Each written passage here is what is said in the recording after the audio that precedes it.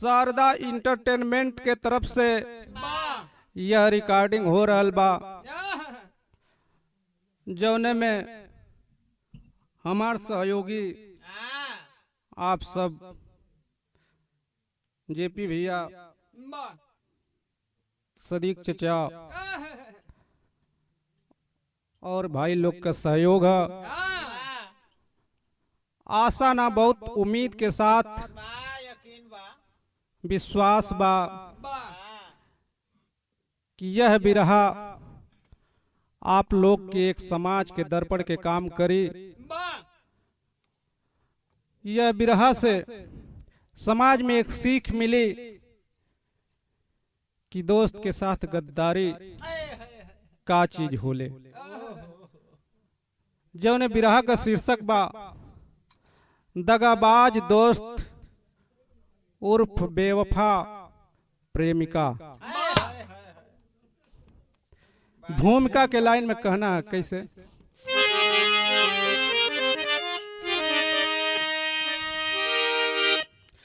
जिस हृदय में मनोता बसेरा करे, वही जग में कहलाता इंसान यारों। लोभ लालच में फंस कर, जलालत में धस कर, मिटा देता जग से जो पहचान यारों। भाग्य भगवान लिखते बताते नहीं, कर्म कुकर्म समझेगा ईमान यारों। दिनेश अपनों से करना दगा तो नहीं, ना करेगा तुझे माफ भगवान यारों।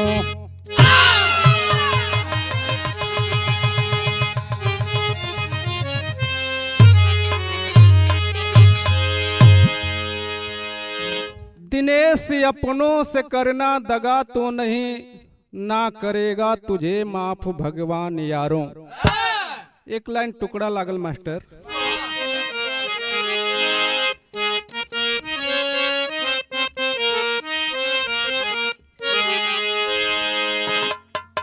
जहाँ आदमी बिकाला उ बाजार ना काला।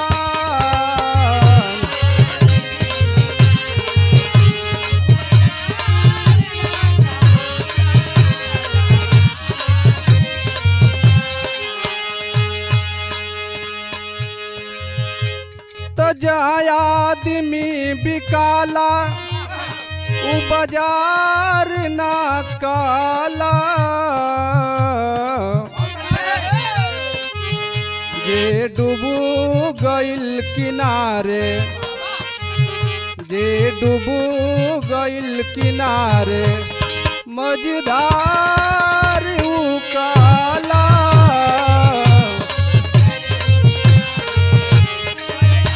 अरे ना काला।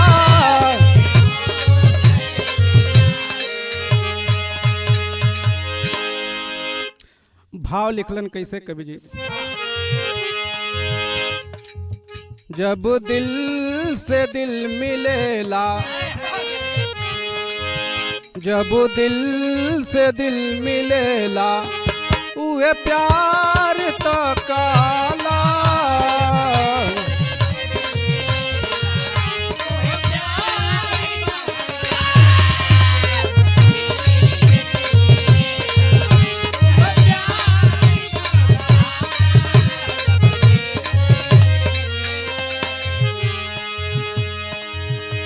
कि जब दिल से दिल मिलेला, उहे प्यार तो काला।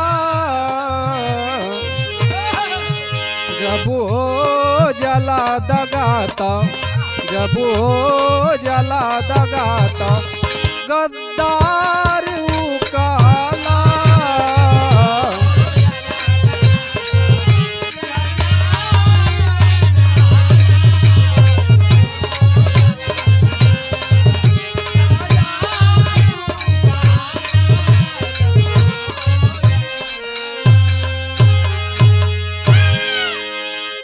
बैर के लाइन में लिखल गई कैसे।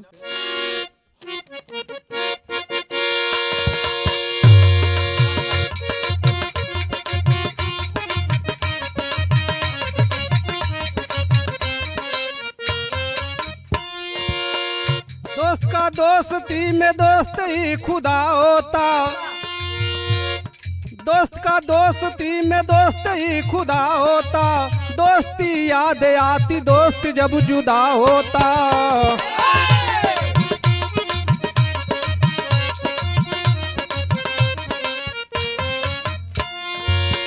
मिसाल दोस्त की सुदामा और मुरारी है, मिसाल दोस्त की सुदामा और मुरारी है, आज के दोस्त ने जिगर में छुरी मारी है।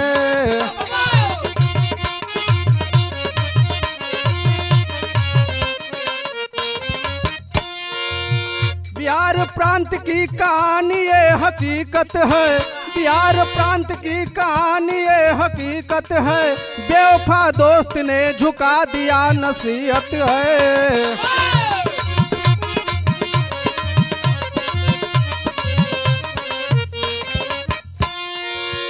सुरेश सोनू दोनों सुनिए पक्का यार रहे, सुरेश सोनू दोनों सुनिए पक्का यार रहे, एक दूसरे के लिए मरने को तैयार रहे।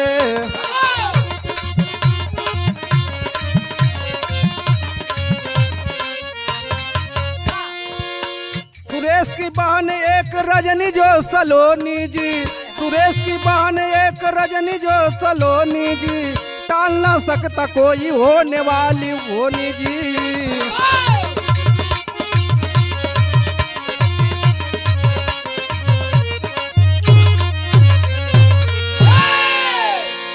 कहानी समझ लिया जा, विराज सुनने में आसान हो जाए।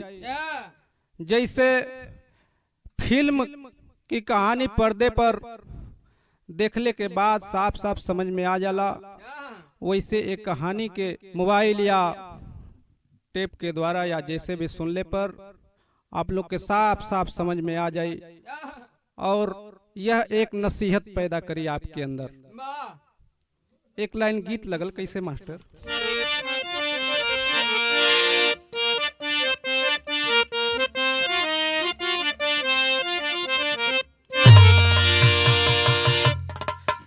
रतिया बलमुआ दुए गारी तरकारी खाते,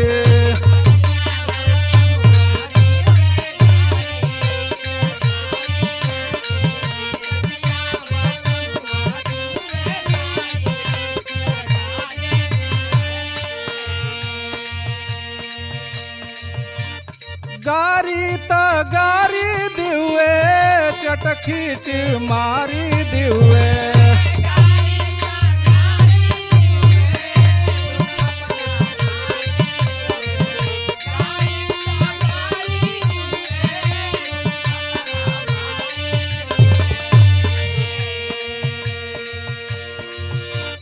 रतिया बलमुआ दुए गारी तरकारी खाते,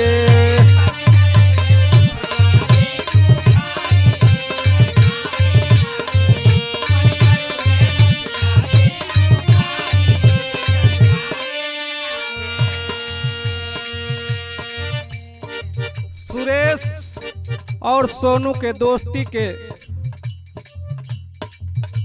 कवि जी ये लाइन में दर्शावत हुए कि दोस्ती होवे के कैसन चाहिए और सुरेश और सोनू दोस्त रहलन कैसन।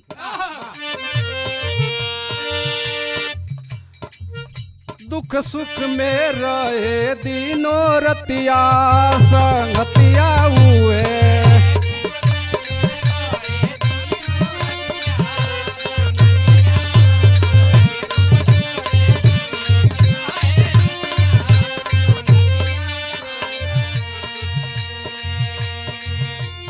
अंतरा के लाइन में कैसे।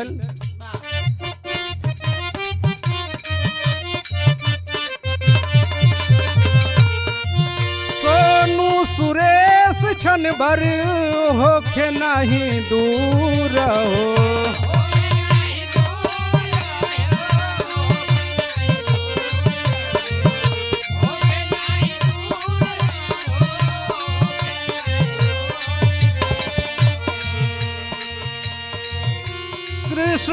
सुदामा नियर भइल रहल चूर हो।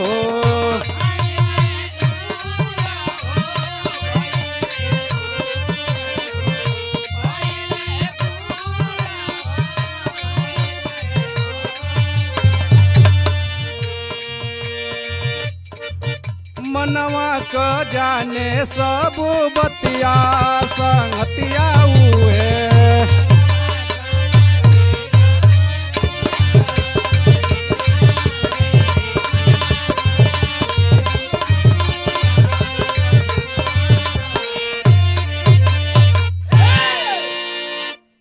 जैसे द्वापर में कृष्ण और सुदामा जी का मित्रता रहल। सुदामा जी चोरी से खात रहलन चना, लेकिन कृष्ण जी वो मित्रता वो गहराई के समझ गयलन कि हाँ का खात हुए, कितना हो बहाना कैलन, लेकिन वो चीज के वो समझ गयलन। वह मित्रता का पहचान रहल। ऐसे सुरेश और सोनू की दोनों की मित्रता वह पूरा एरिया में शोहरत रहल। एक दिन सोनू सुरेश के घर बैठल रहलन। सुरेश अपने बहन रजनी के कहलन, ए बन्नी खैले का टाइम हो गई, थोड़ा खाना ले आओ, खा लियल जा। रजनी खाना लेके आइल बटे। सुरेश कहलन कि ए बन्नी थोड़ा सा खनवा बढ़ा दे, सोनू भी खा ले हैं में। खाना ले आइल बटे, सुरेश के परोसले बा। सोनू का निगाह वहां से फिसलल बा। अब वहीं से ये दोस्ती का मोड़ लेवे जात बा। कैसे मास्टर? कैसे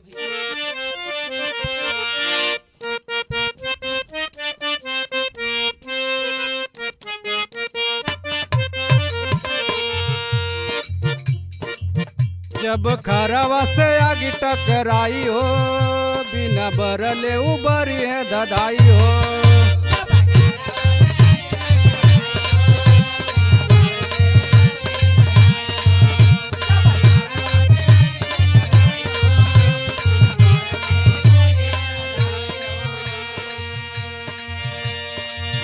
सोनू का निगाह पड़ल बा रजनी पर। सोनू का रजनी से मिलल नजरिया,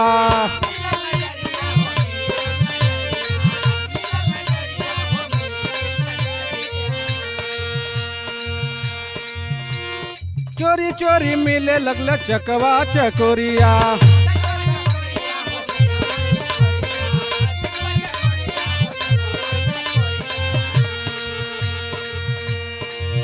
नाई कपड़ा से अगिया ढकाई हो, बिना बरले उबरी है ददाई हो।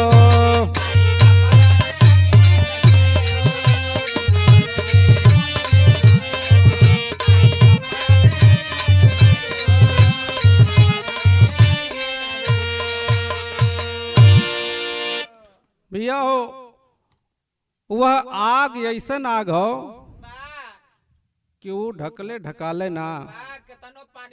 केतनो पानी डलबल, लेकिन वो पानी डलने के बाद वो और धधकेला और आगे है तो जो ना कि पानी डलने पर बुत्ती। लेकिन यही पर जितने आप दीवार डली हैं, जितने पर्दा लगे हैं, वो उतने ओपन हो जाए।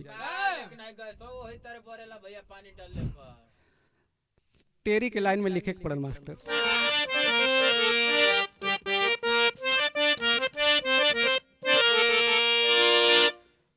दिवाकर भी शर्मा कर रह गया, अब दिवाकर भी शर्मा कर, दिवाकर भी शर्मा कर रह गया।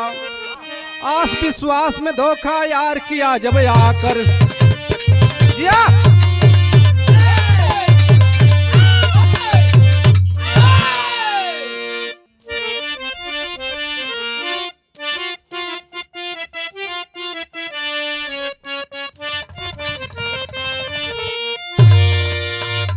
मनई सज के तैयार हो गई। और ऊ बाटी तब अंदर सजत सवरत बाटे। के हो भैया अरे उनका जाने, समझ जा। कहत बाटे कि कब से इंतजार करत नहीं, लेकिन अब तू निकलू ना। का करतारू रनिया हमके बतावना,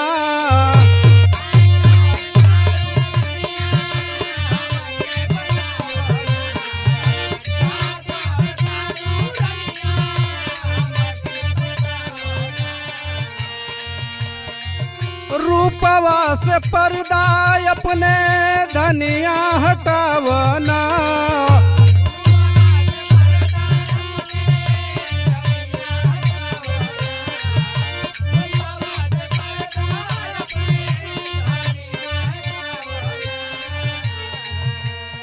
तब तक को अंदर से आवाज देत बाटे, माथले हम विद्या लगवली,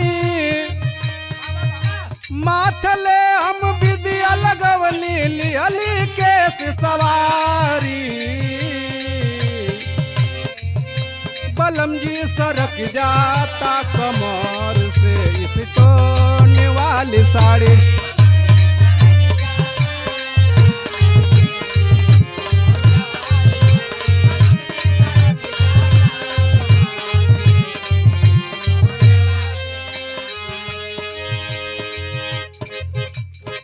एक दिन सोनू प्रयास करत करत कामयाब हो गई अपने मकसद पर। रजनी भी वहां सहमत हो गई उससे। कुछ दिन तो आना कानी चलल, लेकिन प्रयास करत करत सफल हो गई, सहमत हो गई। दोनों मिलके एक प्लान बनौलन का। एक दिन सोनू बोला रजनी से बतिया,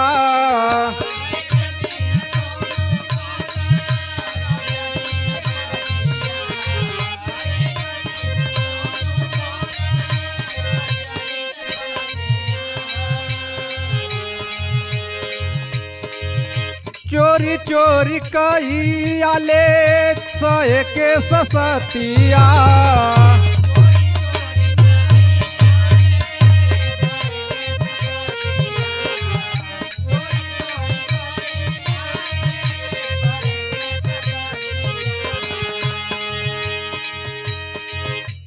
सुनय रानी कहत बानी, सुनय रानी कहत बानी, बढ़ जाई परेशानी।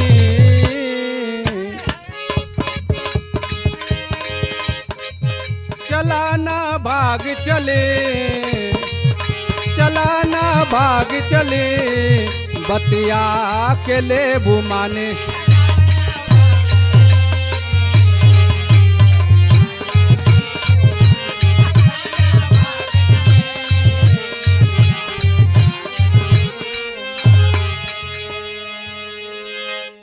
आवताव ना देखले हो, घर से दोनों भगले हो।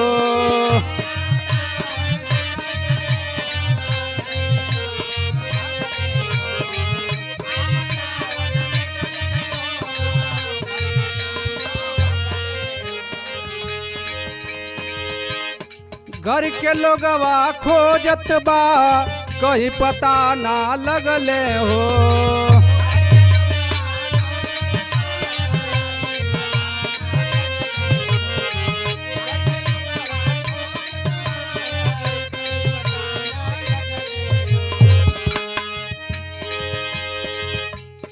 अइल सर ऊ पवल ठहर,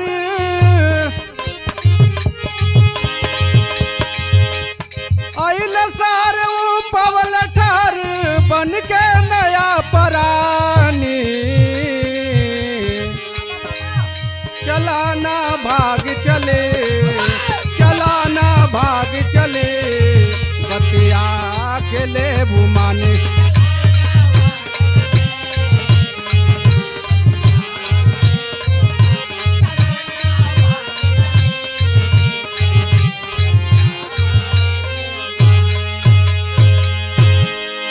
वह सोनू और रजनी दोनों आपस में मिल करके प्लान बनाया। प्लान बनाने के बाद दोनों घर से निकल गए, भाग कर जा करके बॉम्बे में रूम ले करके और दोनों रहने लगे। सोनू वहां पर ड्यूटी करे लगलन, रजनी अपन दोनों लोग मिल करके जीवन यापन करे लगल। इधर घर के लोग खोजत खोजत परेशान हो गईलन। परेशान होकर के थक मार करके दोनों परिवार के लोग शांत हो गईलन। लेकिन ओई में एक और मोड़ आवे जात बा कहानी में। दोनों जा करके जब वहां रहे लगलन, सोनू जौने कंपनी में काम करत रहलन, वह कंपनी के मालिक के लड़का जौन बा रंजीत, एक दिन सोनू के तबीयत खराब हो गई, कंपनी ना गईलन। वह रंजीत सोनू के देखे बदे उनके रूम पर अइलन। ओकरे बाद जौन बा कि सोनू के परिवार जौन बन गल रहल रजनी, सेवा सत्कार के लिए पानी ले गई। लेकिन रजनी वास्तव में सुंदर रहल। वह रंजीत रजनी को देख करके मोहित हो गया। मन में उसके अंदर अंदर रेंगे लगल। वह दिन से रंजीत के दिमाग में रजनी के फिगर घींच गई बा। परेशान रहे, घर पे जाए तब भी ओकर ध्यान रहल, जबकि रंजीत का भी शादी हो गई रहल। भैल का गीत लगल एक लाइन।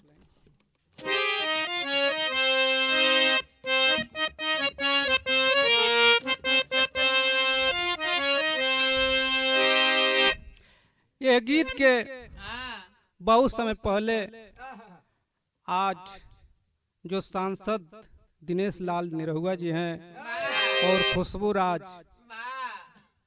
बहुत जोर शोर में गौले रहलन, बहुत जोर शोर में बाजल भी रहल। अरे भैया तैया हमन के जंघिया पैर के घुमल जाओ। हाँ हाँ, उसमें बचपना रहल।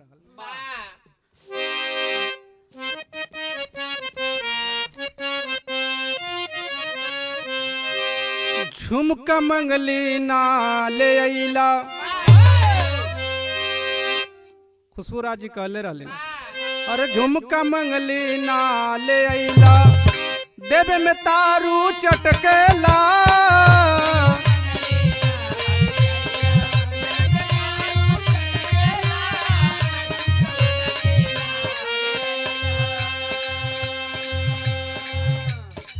रजनी के रंजीत हो देखल, रजनी के रंजीत हो देखल, मन में मुर्गा बोलेला।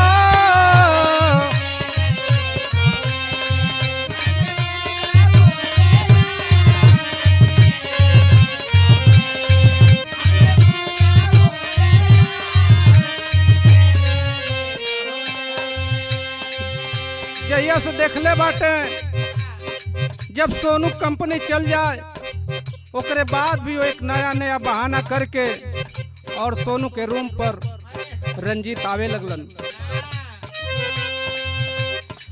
रोजे रोजे घर आवे लगले को के नया बहाना।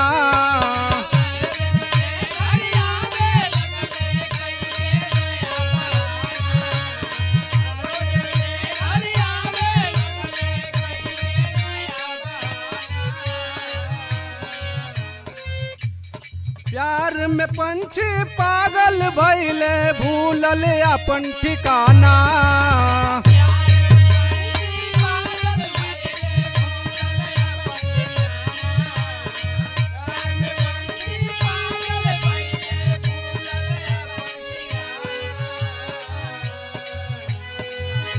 देख समैया बदल गइल बा, साथ में दोनों डोले हो।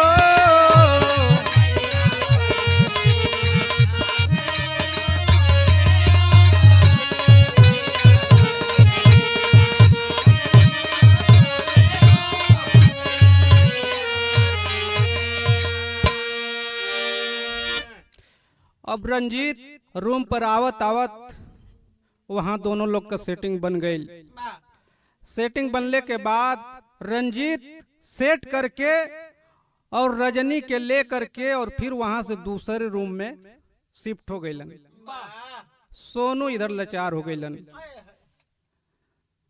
विदेशिया लगल मास्टर।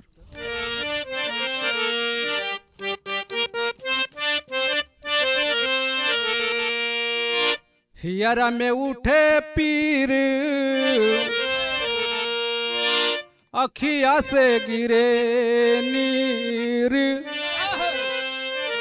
लिखल विधाता कैसन मोर की समतिया।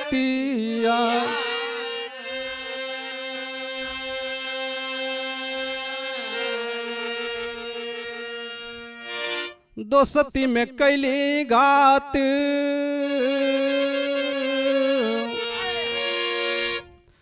घरवा पे मरली लात, सुझे न उपाय सिर पर गिरल विपतिया।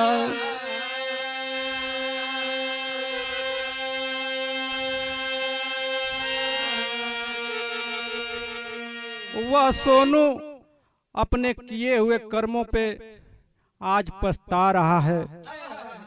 आज उसकी स्थिति ऐसे हुई है जैसे घर का न घाट का।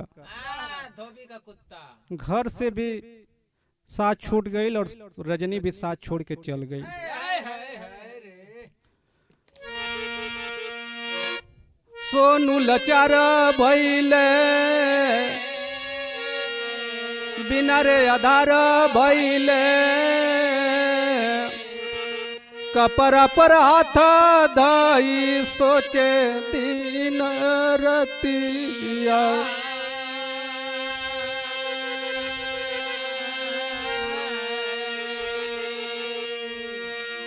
दिनवा बितावे लगल,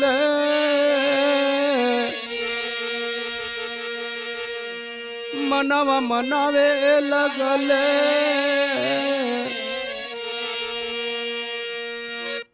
नौकरी धरवाले बा दूसर ओ संगतिया।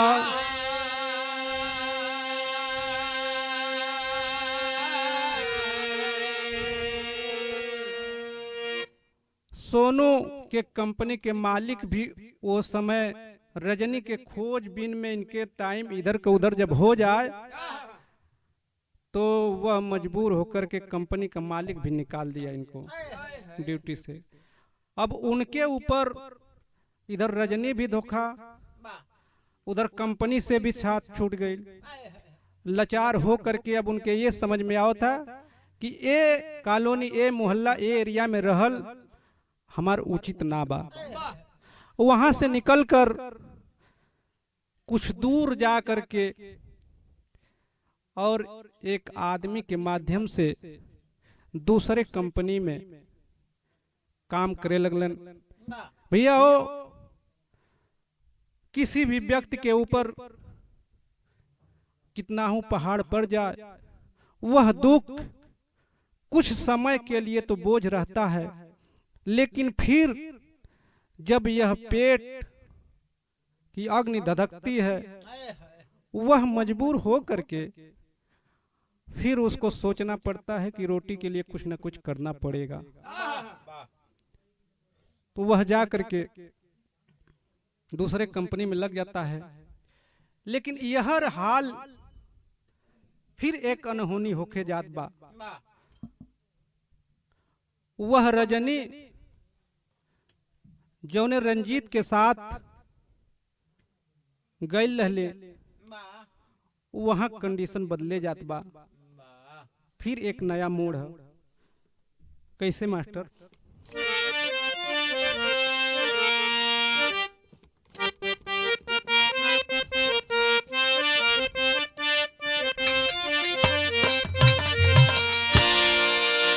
पिया परदेश गईल तार लागल चोटिया में,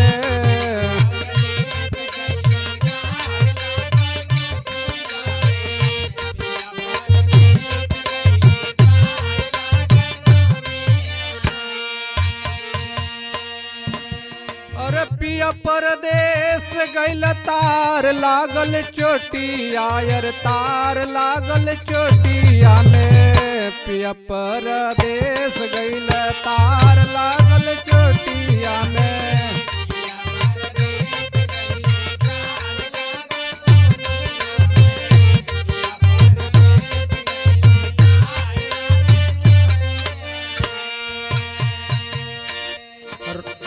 रंजित परैल दैलस कैंसर के बीमारी आओ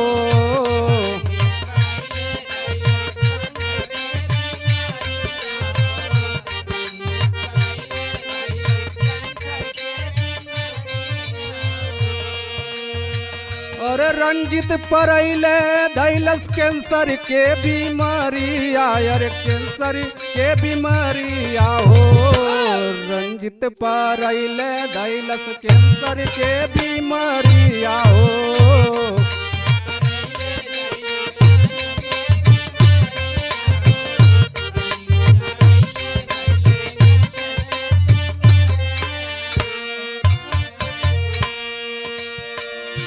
रजनी के घर के लोग दिहले भगाई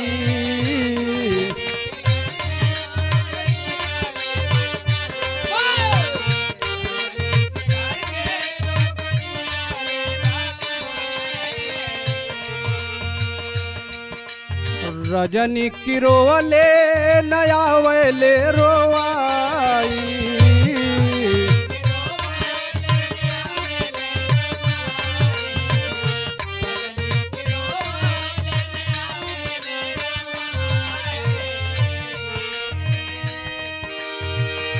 घूमी घूमी भीख मांग जाय जाय दुआरिया रे जाय जाय दुआरिया हो अवर घूमल रजनी के बाग के चकरिया हो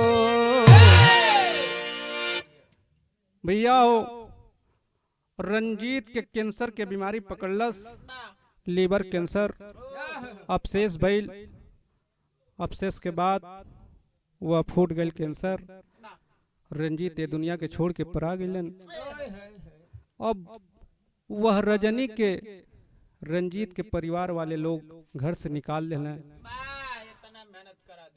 वह रजनी लाचार होकर के घूम घूम कर भीख मांगना शुरू कर दी यहर कहानी यहीं छोड़ दिया जा यहर देखल जा जौन सुरेश जौन सोनू के दोस्त सुरेश रहलन उनका कहानी देखल जा का बा शुगर और ब्लड प्रेशर से लाचार वह सुरेश अपने बच्चा के बुला करके कलन की देखा बेटा अब हमने का कहानी यह मोड़ पे आ गई बा कि पेट पालल भी दुर्लभ हो गई बाटे हमार जांगर चलत ना बा बीमारी त्रस्त कर दिले बा कहीं निकल करके और जा करके दो पैसा कमा बाबू जोने से परिवार चल सके घर का खर्च चल सके बात के सुन करके समझदार लड़का श्याम पिता के कहना को मान करके और वह भी उसी बंबई के लिए चल देता है जा करके जहां पर वह सोनू काम कर रहा है वहीं पे जा करके ये भी लग जाता है भैल का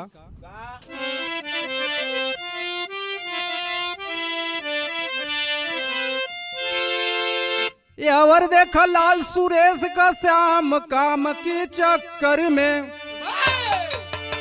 अरे यावर देखा लाल सुरेश का श्याम काम की चक्कर में बॉम्बे के अब कई दिल पयान काम की चक्कर में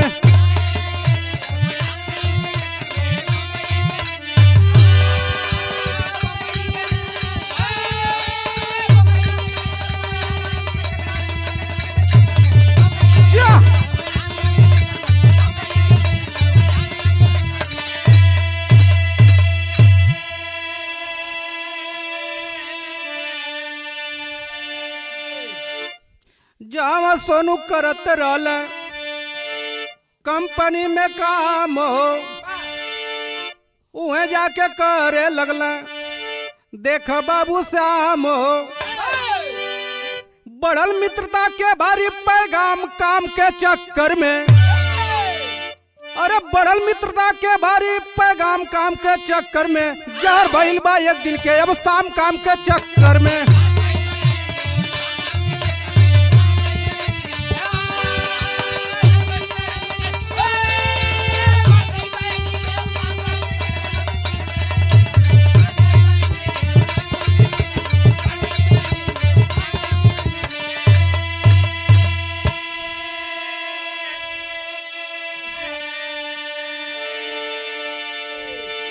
भैया हो, वह सोनू और श्याम कंपनी से काम करके और एक दिन सुबह के टाइम ऑटो पकड़ने निकल के कंपनी से और रूम के लिए चल देलन। बीच में घटना घटे जाते का भैया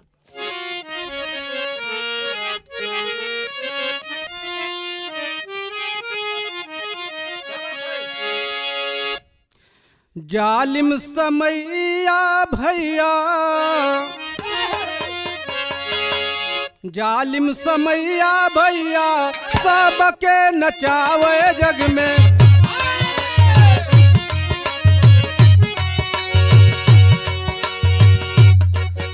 गुलशन सजा के देले झटके में उजाड़,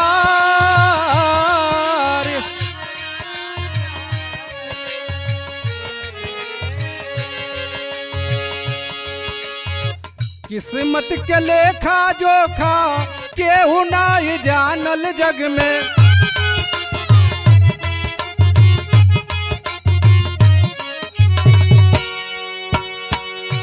कैसा न लीला करल करता,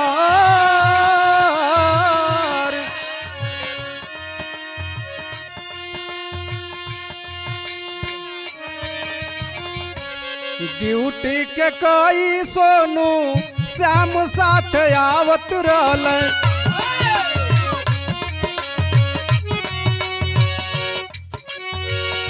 ए और रजनी आवत रहली दुख दुख मार।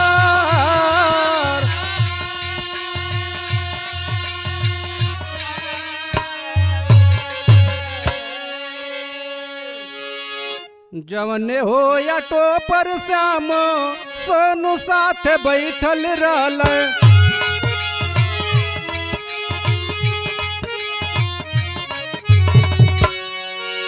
रजनी के ठोकर लागल गिरली हो लाचार।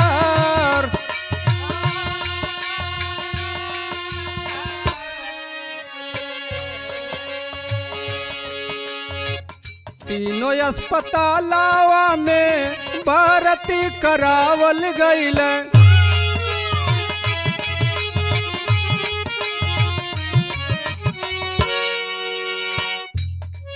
भैया जब वह सोनू और श्याम ड्यूटी करके आवत रहलन ऑटो पकड़ के, रास्ते में वह रजनी भीख मांगते हुए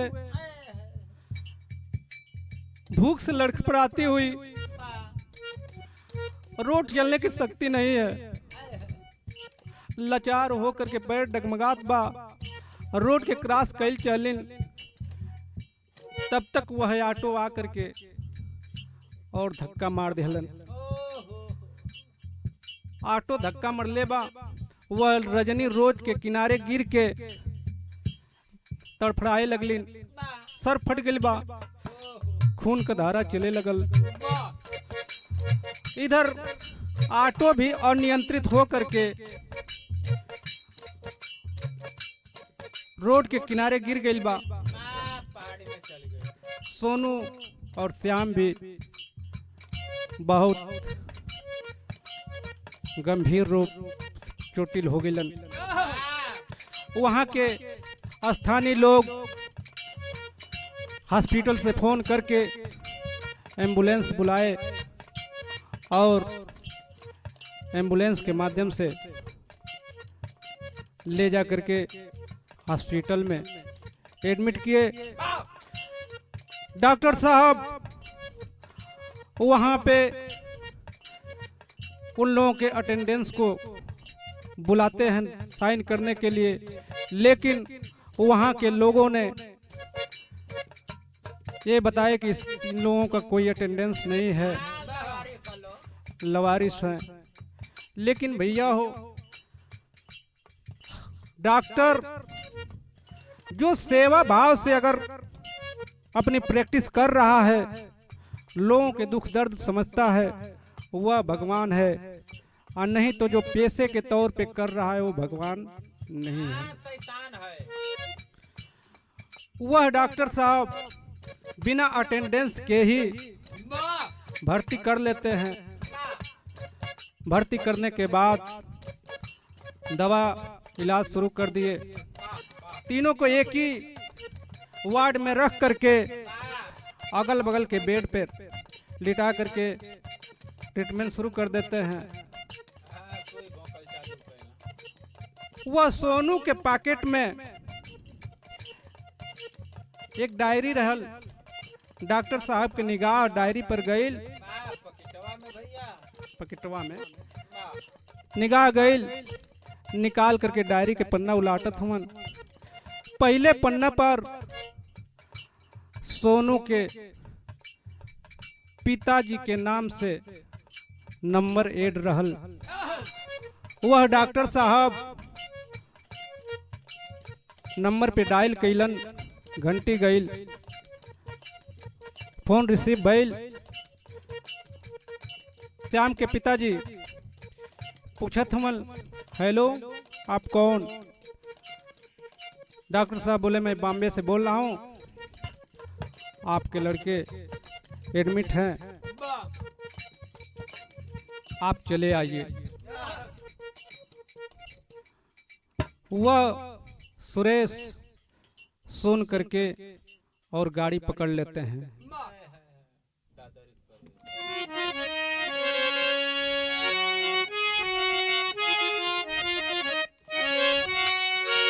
तीनों अस्पतालावा में भर्ती करावल गईल।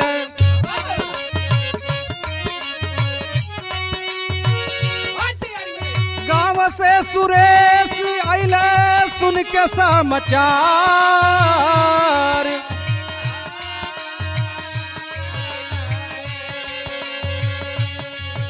भइल उपचार, तीनों होशवा में आई गईल।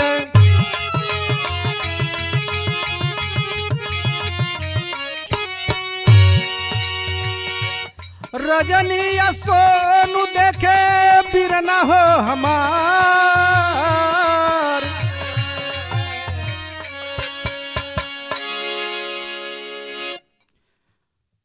जब सुरेश वहां पहुंचते हैं, नंबर के आधार पर जाते हैं हॉस्पिटल में, वार्ड में खड़ा होते हैं, तब तक सोनू का निगाह सुरेश पर जाता है। रजनी जब वह देखती है, सुरेश के दाढ़ी के नीचे कटे हुए का निशान बचपन का रहता है, वह देख करके और रजनी पहचान जाती है। पहचान करके एक आवाज दिल,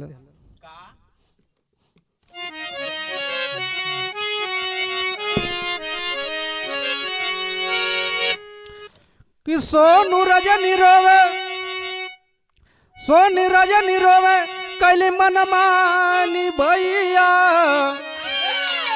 माफ करी अब तू हमनी के नदानी भैया।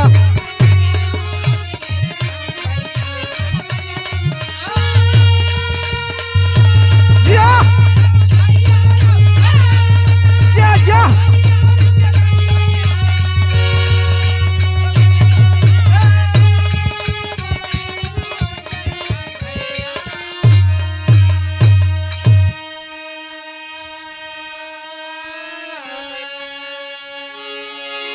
दागाबाजी भइल, दाग दामन में लगाई, गिरल सुरेश हंसा गइल बा पर आई।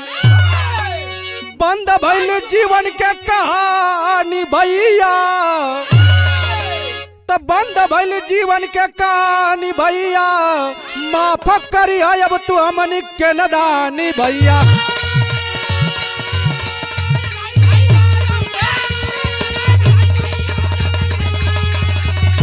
बहुत अच्छे।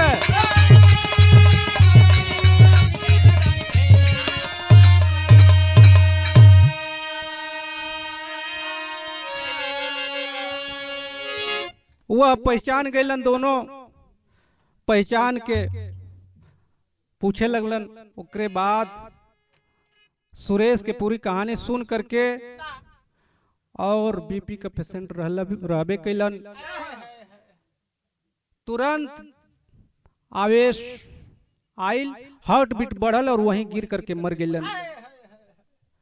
माफी मांगले के बाद कोई मतलब ना, मरले के बाद अगर कोई माफी मांगे तो ओकर कोई मतलब ना होला। काट के गोड़े पर गिरा भैया का मतलब। तीनों मिल करके सुरेश तो वहां से इस दुनिया को छोड़कर चल बसा। सोनू, श्याम और रजनी वहां एक प्रण करते हैं कि हम आजीवन तीनों एक साथ रहेंगे, दूसरा कोई शादी नहीं करेंगे। सोनू और रजनी ये कसम खाते हैं, जो भी गलती हुई इसको हम लोग आपस में सुलह कर लेंगे, समझ करके जीवन यापन कर लेंगे।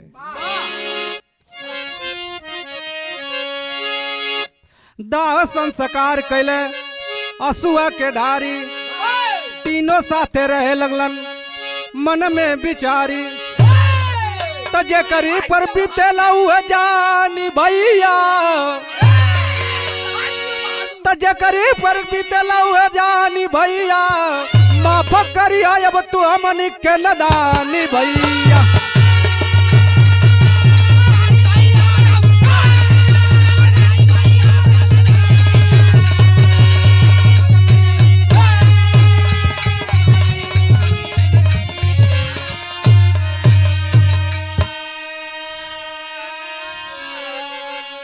कुसुम पराग स्वामी गुरजद्दू, करूं मैं किसकी आशा। कविता लिखे कवि दिनेश, जब अपना करे तमाशा। अरे दिवाकर भी शर्मा कर रह गया, तो जेपी जितेंद्र अब का करी है पछता कर। दिवाकर भी शर्मा कर रह